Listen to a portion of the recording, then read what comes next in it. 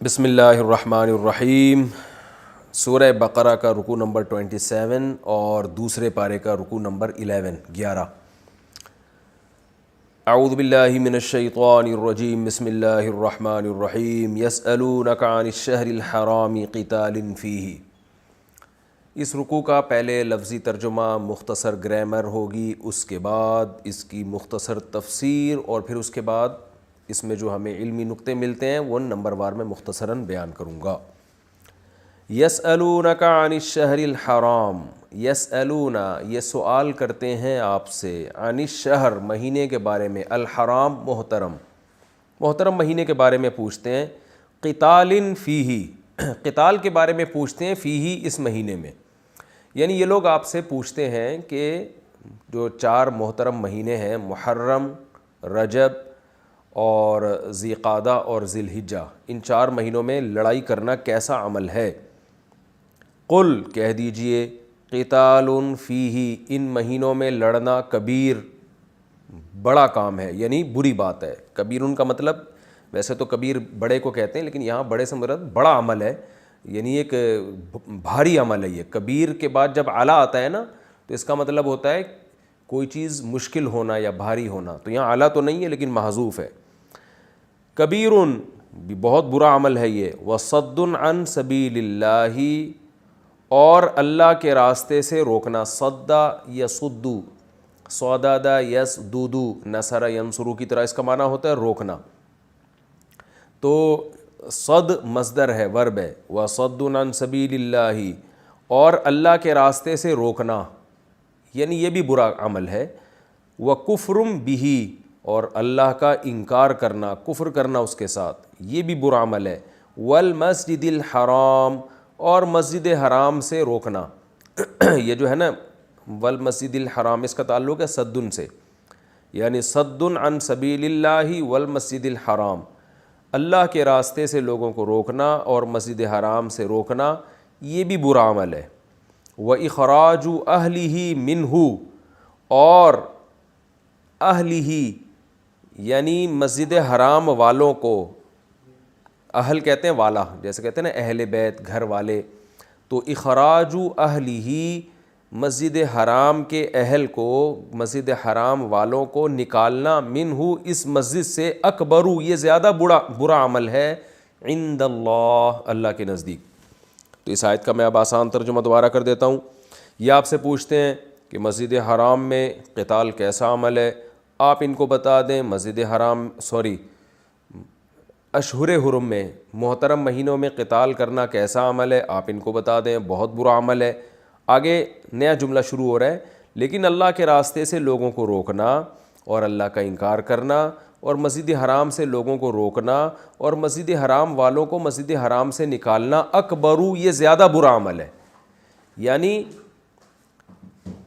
محترم مہینوں میں لڑنا اگر برا ہے یعنی کبیر ہے، تو یہ والے کام یہ اکبر ہیں، یعنی اس سے بھی زیادہ برے ہیں۔ اکبر کمپیریٹیو ڈگری ہے، اکبر عند اللہ یہ اللہ کی نظر میں اور بھی زیادہ برے ہیں۔ والفتنۃ اکبر من القتل اور فتنہ تو قتل سے بھی زیادہ برا عمل ہے۔ ولا یزالون، یہ جو لا یزالون کا لفظ ہے نا اس کو سمجھیں۔ زوال اردو میں کسے کہتے ہیں؟ کسی چیز کا زائل ہو جانا، کہتے ہیں نا وہ سلطنت عثمانیہ کا زوال ہو گیا تھا، یعنی وہ ختم ہو گئی تھی۔ تو اور ہم کہتے ہیں نا زوال کا ٹائم، سورج جب یعنی جھکنا شروع کر دیتا ہے، گرنا شروع کر دیتا ہے، تو زائل ہونا کسی چیز کا، اپنی جگہ سے ہٹ جانا، اس معنی میں زوال کا لفظ استعمال ہوتا ہے۔ تو یزالون اصل میں تھا یزولون، یسمعون کی طرح، تو جب اس کے شروع میں لا آتا ہے نا، لا، تو اس کا مطلب ہوتا ہے زائل نہ ہونا۔ تو یہ ایک یوں سمجھے کہ ایک اسٹرکچر کے طور پہ استعمال ہوتا ہے یہ لفظ۔ لا یزالو کا مطلب ہوتا ہے جب جو چیز زائل نہیں ہوتی تو وہ مستقل رہتی ہے، تو اس کا بامحاورہ ترجمہ ہوتا ہے ہمیشہ رہنا، یعنی کسی چیز کا پراپر چلتے رہنا۔ جیسے حدیث میں آتا ہے لا تزال طائفۃ من امتی ظاہرین علی الحق، میری امت کی ایک جماعت، طائفۃ من امتی ظاہرین علی الحق، حق پر غالب رہے گی۔ تو اس سے پہلے کیا آتا ہے؟ لا تزالو، تو اب ہم اس کا لفظی ترجمہ کریں گے تو مطلب یہ ہوگا کہ میری امت کی ایک جماعت حق پر رہے گی، زائل نہیں ہوگی. تو یہ ترجمہ نہیں ہوتا اس کا، یہ ہوتا ہے میری امت کی ایک جماعت ہمیشہ حق پر رہے گی. تو لا تزالو کا یہ مفہوم ہوتا ہے. لا تزالو ما زلتو، اس کا ماضی آتا ہے زلتو، اصل میں تھا زویلتو، زویلا یزولو آتا ہے مصدر سمیع یسمع کی طرح. تو زویلتو کو زلتو پڑھتے ہیں. ما زلتو، میں ہمیشہ اسی کام میں رہوں گا. تو لا یزالون، ہمیشہ رہیں گے یہ لوگ، یہ مطلب ہوگا.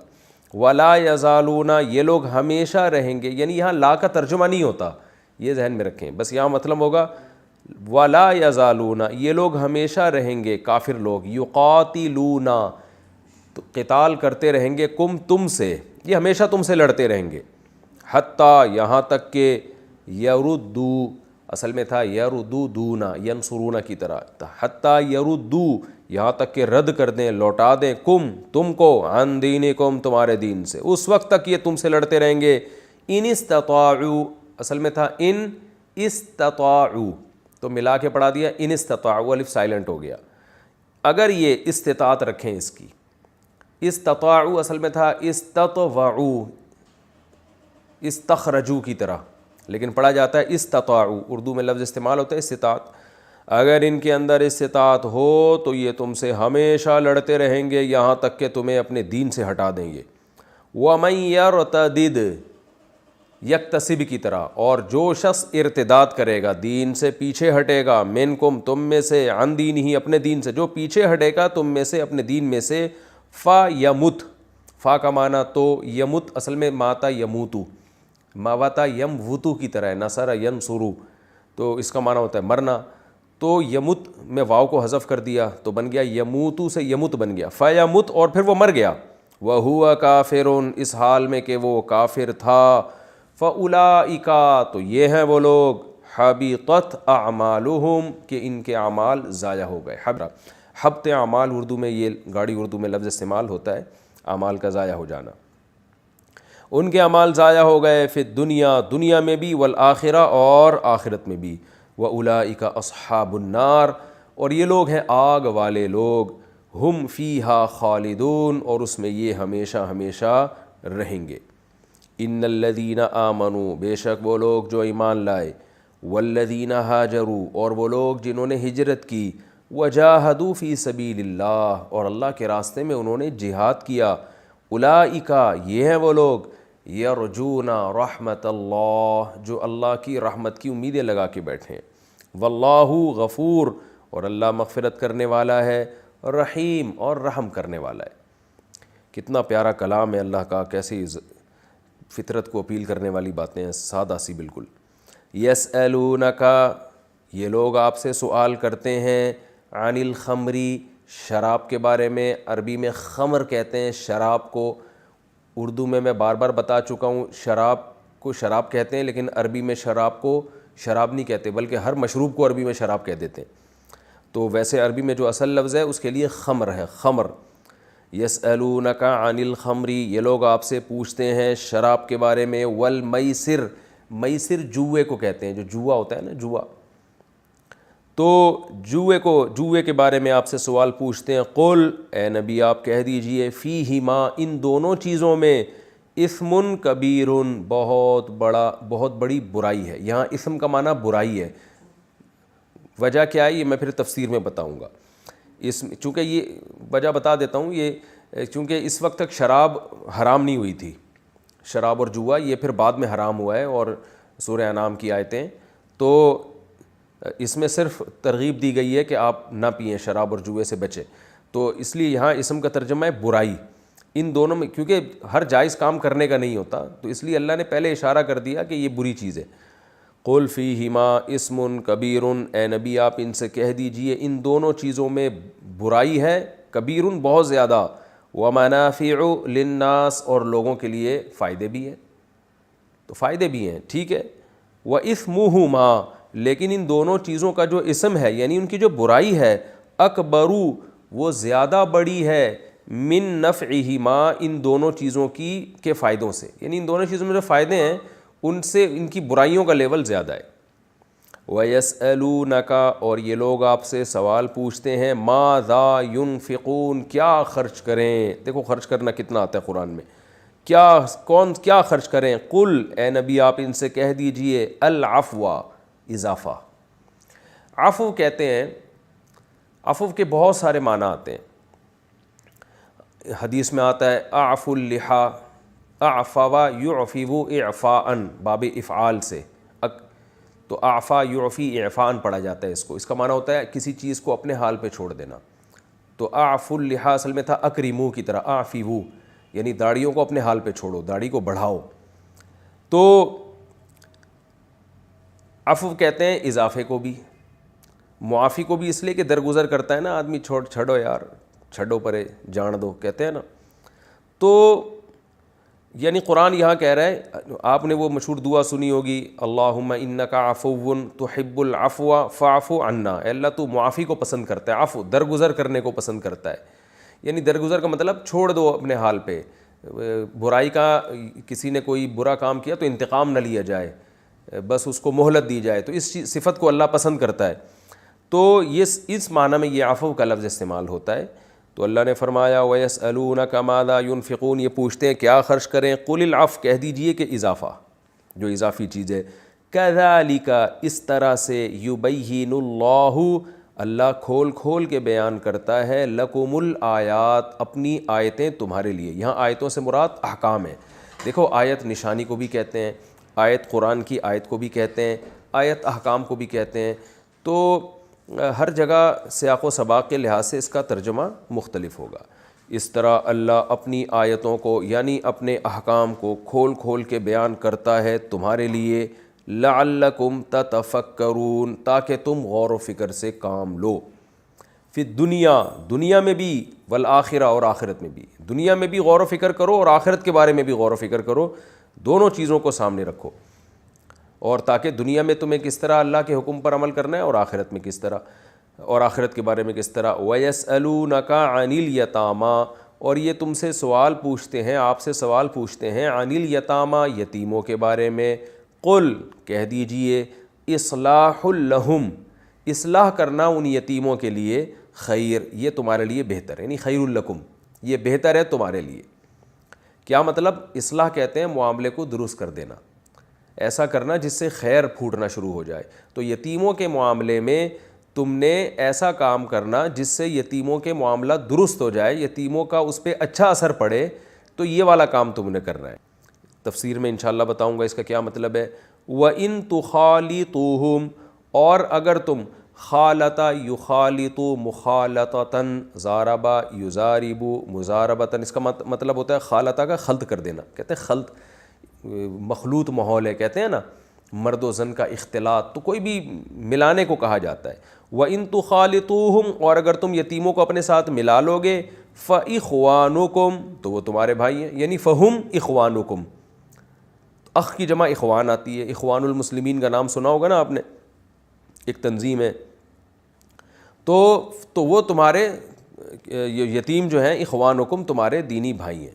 واللہ اور اللہ تعالیٰ یعلم المفسدہ جانتا ہے فساد مچانے والے کو بھی. افسدہ یفسد افساداً، باب اکرام، فساد مچانا اور مفسد فساد مچانے والا. اللہ جانتا ہے مفسد کو من المصلح مصلح سے، یعنی مصلح اور مفسد کو کا فرق اللہ جانتا ہے اور وہ دونوں کو الگ سے پہچانتا ہے کہ کس کی نیت اچھی ہے کس کی بری ہے. وَلَوْ شَاءَ اللَّهُ اور اگر اللہ چاہتا، لَأَعْنَتَكُمْ اَعْنَتَ يُعْنِتُ اِعْنَاتًا کا معنی ہوتا ہے کسی کو مشکل میں ڈال دینا. یہ لفظ اردو میں استعمال نہیں ہوتا بلکہ ہوتا ہے متعنت کا لفظ، آپ نے سنا ہوگا اردو میں. گاڑی جو لوگ زیادہ اردو جانتے ہیں، متعنت ہے یہ آدمی، یعنی یوں کہہ سکتے ہیں کہ فل ٹینشن. وَلَوْ شَاءَ اللَّهُ لَأَعْنَتَكُمْ اللہ چاہتا تو تمہیں مشکل میں ڈال دیتا. ان اللہ بے شک اللہ تعالیٰ عزیز غالب ہے، حکیم حکمت والا ہے. وَلَا تَنْكِحُوا الْمُشْرِكَاتِ نکاح ینکحو نکاح کرنا، لا تنکحو نکاح مت کرو، مشرکات مشرک عورتوں سے، حتیٰ یہاں تک کہ یؤمننا، یؤمننا اصل میں تھا یکرمنا کی طرح، اکرما یکرم اکرامن، امن یؤمن ایمانن، یہاں تک کہ وہ عورتیں ایمان لے آئے. ولا امتن واو کا معنی اور، لا تاکید کے لیے، امتن باندی کو کہتے ہیں، امہ عربی میں باندی کو کہا جاتا ہے، کسی کی لونڈی، کسی کی غلام عورت جو ہو، ولا امتن کسی جو باندی ہے، غلام ہے عورت، مؤمنتن جو کہ مومن ہے، خیرن وہ بہتر ہے، مم مشرکتن مشرک عورت سے، ولو اگرچہ اعجبتکم وہ مشرک عورت تم کو تعجب میں ڈال دے، اعجب یعجب اعجابا کا معنی ہوتا ہے تعجب میں ڈالنا، تو یہاں تعجب میں ڈالنے سے مراد ہوتا ہے کسی سے اتنا، کسی میں ایسا اس کی طرف مائل ہونا، اٹریکٹ ہونا، اس میں اتنی اٹریکشن ہو کہ آپ ایک دم آپ کو تعجب ہونے لگے، تو یہ لفظ کسی کے حسن و جمال سے بے پناہ متاثر ہونے کے معنی میں استعمال، یعنی اس معنی میں بھی استعمال ہوتا ہے، تو اور قرآن میں اس معنی میں ہی دوسری جگہ پہ بھی استعمال ہوا ہے، تو یہاں اس کا مطلب ہوگا کہ ولو اعجبت اکرمت کی طرح، کہ اگرچہ وہ مشرک عورت تمہیں کتنا ہی تعجب میں ڈال دے، یعنی وہ کتنی حسین کیوں نہ ہو اور اس کے حسن سے تم کتنا ہی متاثر کیوں نہ ہو جاؤ، پھر بھی ایک مسلمان باندی وہ اس مشرک خوبصورت ترین عورت سے بہتر ہے۔ ولا تنکحوا المشرکی ولا تنکحوا المشرکین، انکحا ینکحو انکاحن، اس کا معنی ہوتا ہے نکاح کرانا، پہلے تھا لا تنکحو نکحا ینکحو، اس کا معنی نکاح کرنا، اور تنکحو کا معنی نکاح کرانا، باب چینج ہونے سے معنی میں فرق پڑتا ہے نا، تو یہ باب افعال ہے، ولا تنکحو اور مت نکاح کراؤ مشرکین کا، یعنی المشرکین مشرکین سے نکاح مت کراؤ، یہاں مفعول محذوف ہے، یعنی اپنی مسلمان عورتوں کا، مسلمان عورتوں کا نکاح مت کراؤ، مشرکین، مشرکین سے مراد مرد ہیں، ان مردوں سے نکاح مت کراؤ، حتیٰ یؤمنوا یہاں تک کہ وہ ایمان لے آئیں، ولا عبد واو کا معنی اور لام تاکید کے لیے، ولا عبد مؤمن اور ایک غلام جو مومن ہو، خیر وہ بہتر ہے، مم مشرکن ولو اعجبکم اگرچہ وہ مشرک تمہیں تعجب میں ڈال دے، ایسا خوبصورت اور ایسی کوالٹیز ہوں اس کے اندر کہ آپ اس کے اخلاق اور اس کی باڈی سے بڑے متاثر ہو رہے ہوں کہ بڑا ہینڈسم ہے اور بڑا اچھا خاندانی ہے، نہ نہ نہ نہ، اللہ فرماتے ہیں غلام مسلمان جو مومن ہو وہ ایک مشرک سے بہتر ہے، اگرچہ اس مشرک سے تمہیں کتنا ہی وہ اس میں اٹریکشن کیوں نہ ہو۔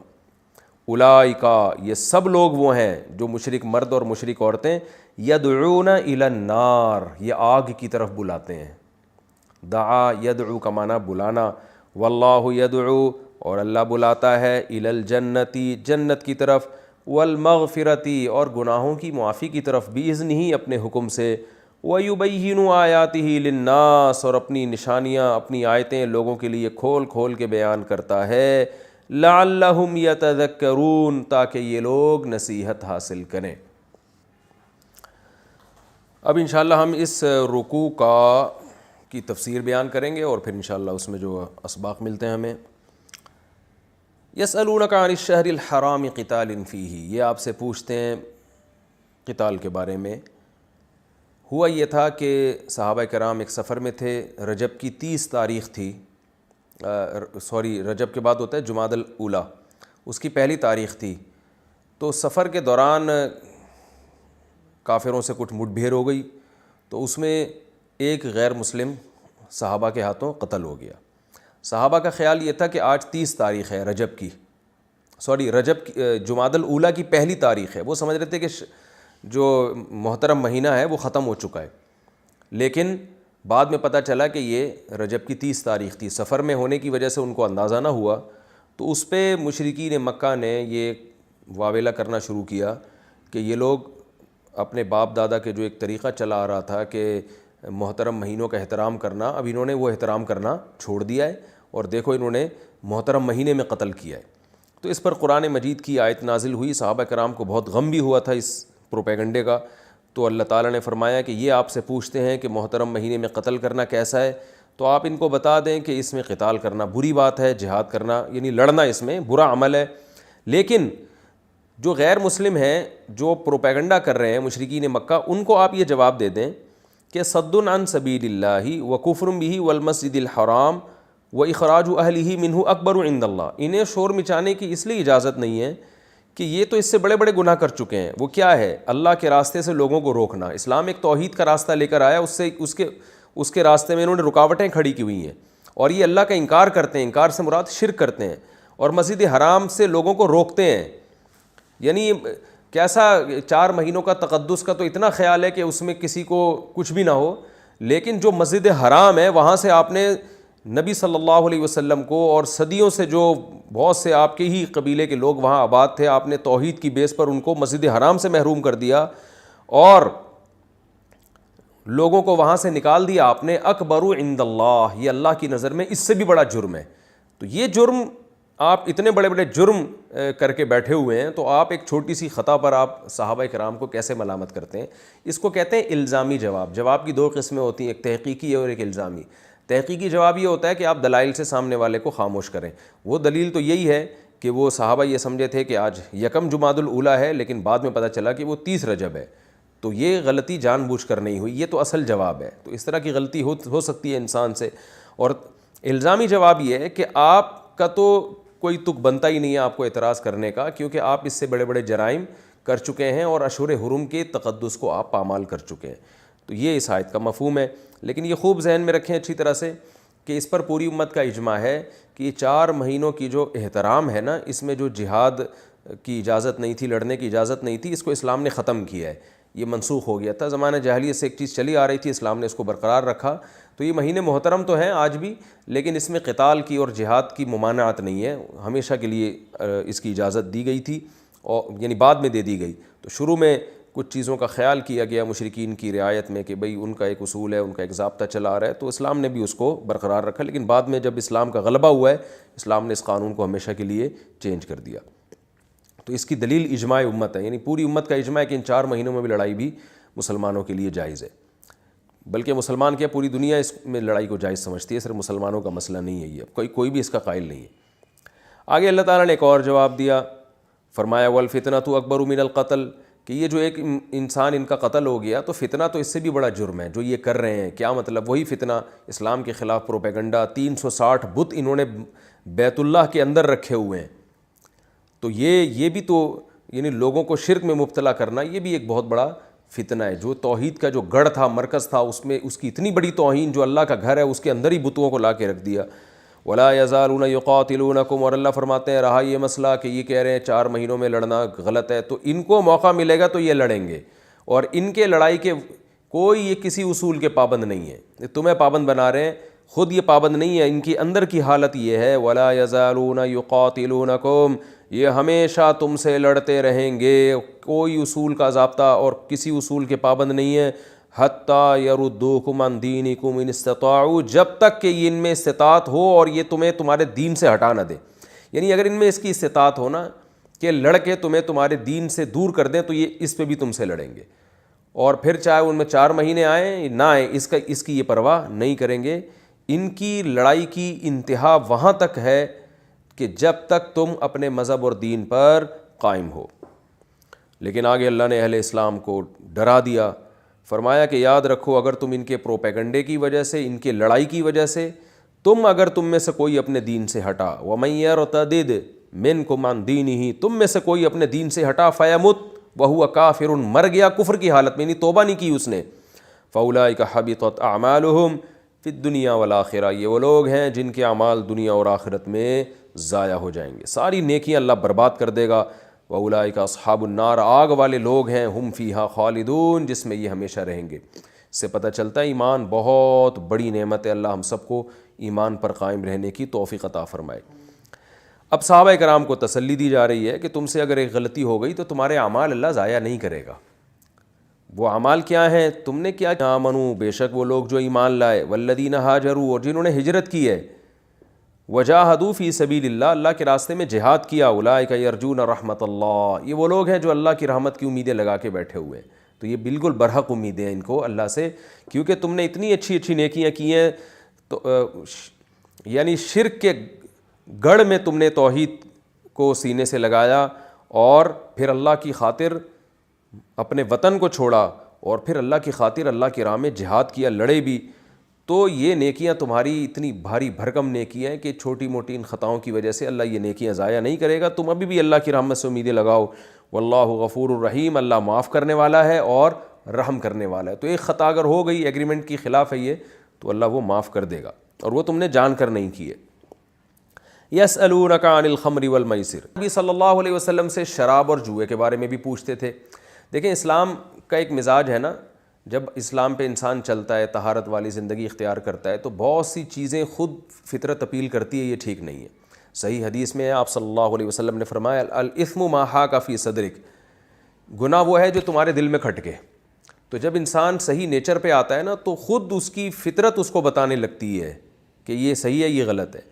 تو شراب اور جوا حرام تو نہیں ہوا تھا، لیکن صحابہ کرام کو شبہ ہونا شروع ہو گیا تھا کہ یہ اتنی گندی چیز ہے، شراب پی کے نشہ آتا ہے، اور جوئے میں کوئی محنت کے بغیر انسان اتنے پیسے کما لیتا ہے، اور ایک سامنے والا بیٹھے بیٹھے لاکھوں روپے ہار جاتا ہے، تو پتہ نہیں یہ جائز ہے یا ناجائز ہے، ہم کیا کریں؟ تو اسلام نے فوراً پابندی تو نہیں لگائی صحابہ پہ، تاکہ آہستہ آہستہ ان کو ایک چیز سے مانوس کیا جائے، لیکن جب صحابہ کرام نے پوچھا تو اسلام نے بتا دیا۔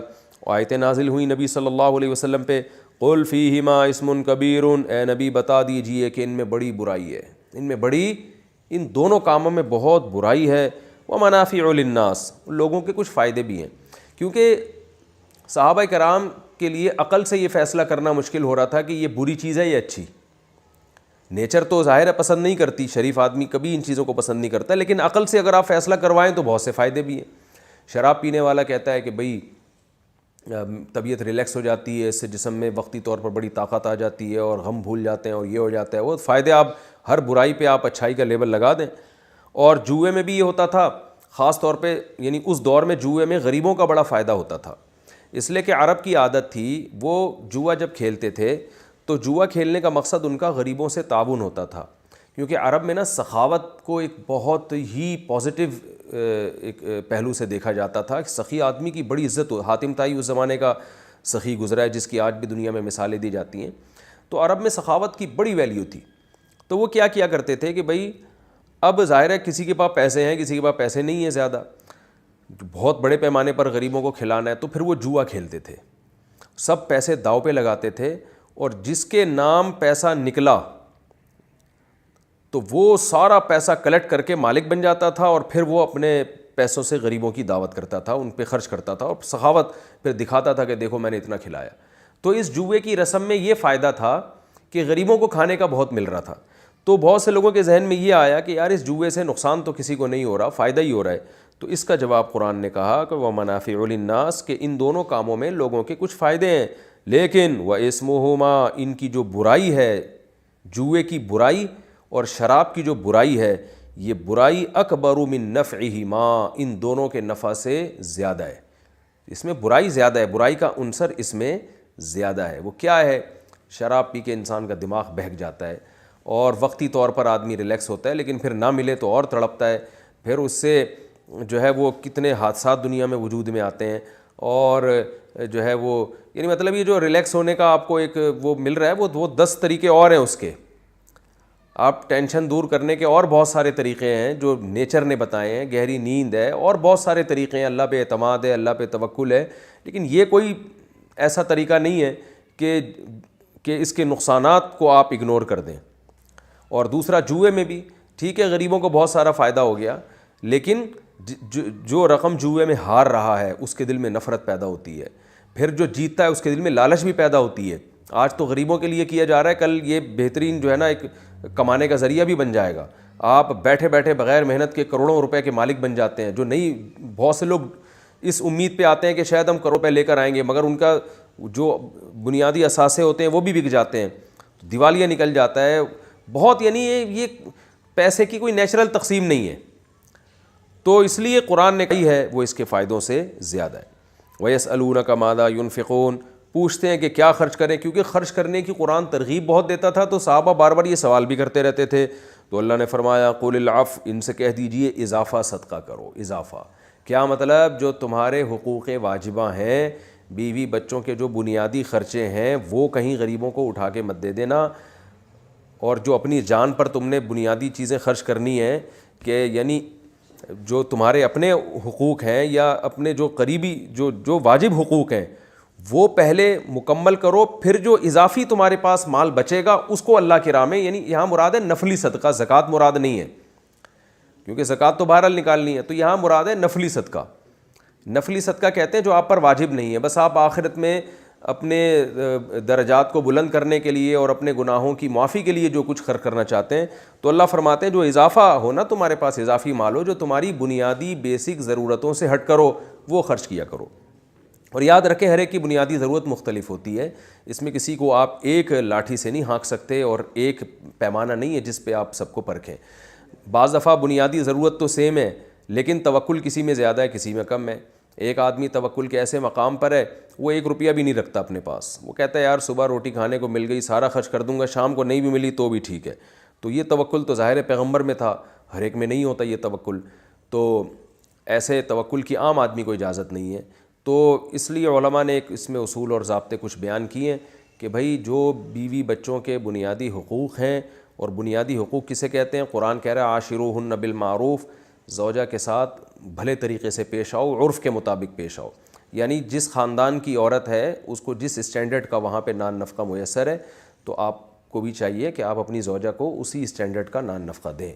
ہاں اس میں اتنا کہ آج کل آپ کو پتہ ہے کہ جو خواتین یہ اس وقت تفسیر کا لیکچر نہیں سن رہی, بہت سی خواتین ان کی بات کر رہا ہوں, تو وہ ایسی بھی ہوتی ہیں کہ ان کے تو خرچے ختم ہی نہیں ہوتے, تو آدمی بالکل ہی صدقات و خیرات سے چلا جاتا ہے. تو ایسا بھی نہیں ہونا چاہیے, تو بیلنس ہونا چاہیے. ان کے بیسک حقوق ادا کریں, بچوں کے بھی اور اپنی ذات کے بھی, اور پھر جو اضافہ ہے وہ آپ اللہ کی راہ میں خرچ کریں.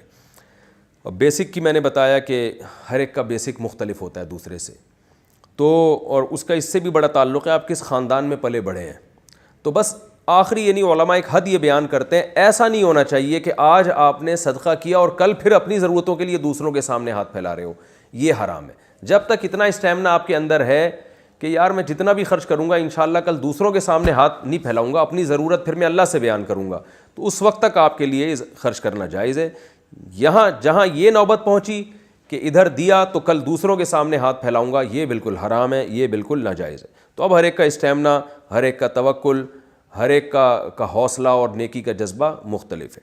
صحابہ میں ایسے بھی تھے, حضرت ابو بکر صدیق رضی اللہ تعالیٰ عنہ سارا گھر کا مال لا کے نبی کی خدمت میں حاضر کر دیا. نبی نے پوچھا کہ پیچھے کیا چھوڑ کر آئے ہو؟ فرمایا بس اللہ اس کے رسول کا نام چھوڑ کر آئے ہوں. تو آپ نے انہیں کچھ بھی نہیں کہا بلکہ خوش ہوئے. لیکن بعض صحابہ نے یہی کام کیا تو آپ نے ان کو منع کیا, فرمایا آدھا مال پیچھے گھر والوں کے لیے چھوڑ کر آؤ. تو ہر ایک کے حالات اس میں مختلف ہوتے ہیں, تو اس لیے اللہ نے فرمایا جو اضافہ ہے, اور اضافہ ہر ایک کا مختلف ہوتا ہے.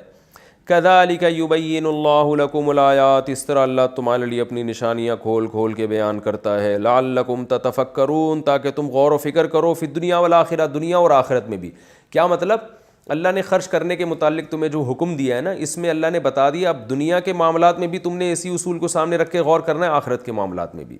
یعنی دنیا میں بھی دیکھنا ہے کہ بھائی کتنا دنیا میں ہم نے رہنا ہے اور اس حساب سے کتنا یہاں کھانا ہے. تو ایسا خرچ نہ ہو کہ کل دنیا میں ہم لوگوں سے بھیک مانگیں. تو یہ تو دنیا کا معاملہ ہو گیا. آخرت کا معاملہ ہو گیا کہ اب یہی نہیں کہ سارا ادھر ہی کھانا ہے اور صدقہ کرنا ہی نہیں ہے, تو کل آخرت میں بھی ہمیں ضرورت ہوگی اپنے گناہوں کو معاف کروانے کی, وہاں جمع کیا کروا رہے ہیں. تو یہ دونوں چیزوں میں بیلنس ہونا چاہیے. کیسی بہترین آیات ہیں. وَيَسْأَلُونَكَ عَنِ الْيَتَامَىٰ, یہ آپ سے یتیموں کے بارے میں سوال پوچھتے ہیں. وہ سوال یہ پوچھتے تھے کہ یتیم کے بارے میں جب آیتیں نازل ہوئیں کہ یتیم کا مال کھانا ایسے جیسے جہنم کے انگارے, تو صحابہ بہت ڈر گئے. اب دیکھیں یتیم کی 2 قسم کے مال ہوتے ہیں. ایک مال جو رکھے رکھے خراب ہو جاتے ہیں, جیسے کھانے پینے کی چیزیں یہ خراب ہو جاتی ہیں, اور ایک ہے پلاٹ ہے, سونا ہے, پیسے ہیں, یہ چیزیں تو الگ رکھی جا سکتی ہیں, جب یتیم سمجھدار ہوگا تو اس کے حوالے کی جائیں گی. لیکن کھانے پینے میں صحابہ کو بڑی پرابلم ہو رہی تھی کہ بھائی اب گھر میں یتیم ہم نے بچہ رکھا ہوا ہے, کفالت کر رہے ہیں, اپنا بھتیجا ہے, بھانجا ہے, کوئی بھی ہے, تو اب کھانا تو اکٹھا پکے گا, اب اس کے پلیٹ الگ, اپنا گوشت الگ, اس کے دال الگ, اپنی دال الگ, تو وہ سڑ جاتی ہے اور بڑے مسائل اس میں کھڑے ہو جاتے ہیں. اب کھانا اس کا بچا تو ہم کھا نہیں سکتے, وہ رات کو کھلائیں گے وہ خراب نہ ہو جائے. تو صحابہ بہت ٹینشن میں آ گئے تھے کہ بھئی یہ تو اب آگ کے انگارے کھانے کے برابر ہو گیا, اور اگر ہم نے اکٹھے کھانا پکایا تو ایسا نہ ہو کہ 2 لقمے ہم زیادہ کھا لیں. یعنی مثال کے طور پر آدھا کلو, 1 پاؤ دال اس کی پکی اور آدھا کلو ہماری پکی, اور ہم نے آدھا کلو سے زیادہ کھا لی. ایک مثال دے رہا ہوں میں. تو صحابہ بہت زیادہ ڈر گئے تھے کہ ایک نوالہ بھی اضافی ہمارے پیٹ میں نہ چلا جائے. تو اس لیے اللہ نے ان کے لیے نرمی کے حکام نازل کیے. فرمایا کہ یتیم کے بارے میں آپ یہ پوچھتے ہیں تو قل اصلاح لہم خیر, دیکھو وہ کام کرو جس میں ان کا فائدہ ہو, ان کی اصلاح ہو. تو اگر ان کے لیے الگ کھانا پکے گا تمہارے لیے الگ, تو ان کا کھانا ضائع ہوگا, اس میں نقصان ان کا ہے. لہذا اس کھانے کو مرج کر سکتے ہو, ملا سکتے ہو, کھا لو, کیونکہ اس میں ان کا نقصان نہیں ہے بلکہ فائدہ ہے.